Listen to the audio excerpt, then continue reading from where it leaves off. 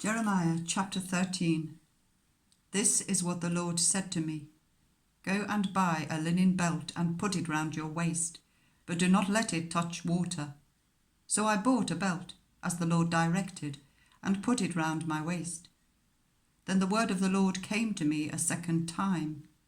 Take your belt you bought and are wearing round your waist, and go now to Perath, and hide it there in a crevice in the rocks.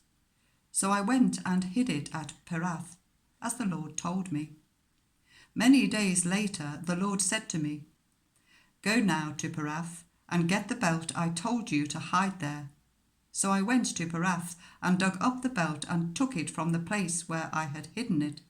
But now it was ruined and completely useless.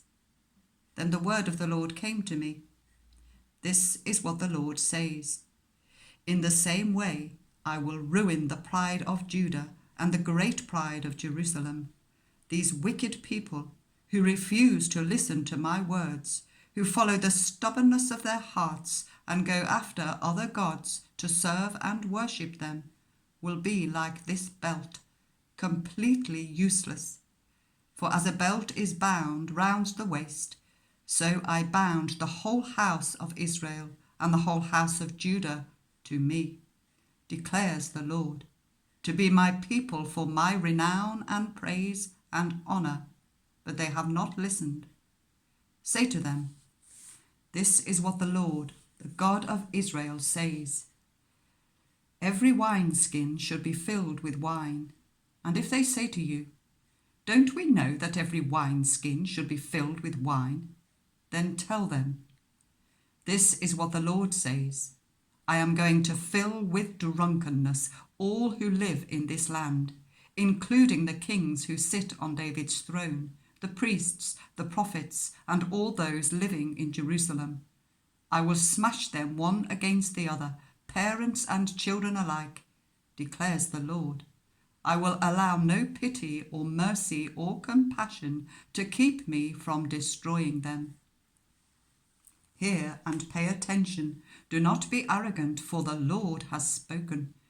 Give glory to the Lord your God before he brings the darkness, before your feet stumble on the darkening hills. You hope for light, but he will turn it to utter darkness and change it to deep gloom. If you do not listen, I will weep in secret because of your pride. My eyes will weep bitterly, overflowing with tears, because the Lord's flock will be taken captive. Say to the king and to the queen mother, Come down from your thrones, for your glorious crowns will fall from your heads. The cities in the Negev will be shut up, and there will be no one to open them.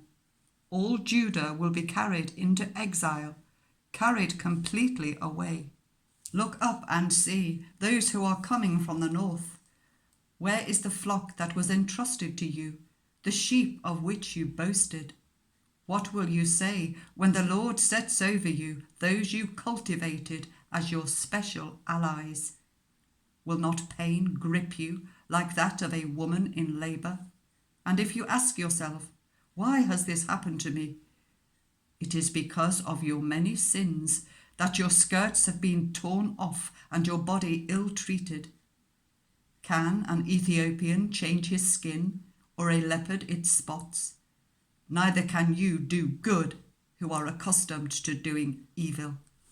I will scatter you like chaff driven by the desert wind. This is your lot, the portion I have decreed for you, declares the Lord. Because you have forgotten me and trusted in false gods, I will pull up your skirts over your face, that your shame may be seen, your adulteries and lustful neighings, your shameless prostitution.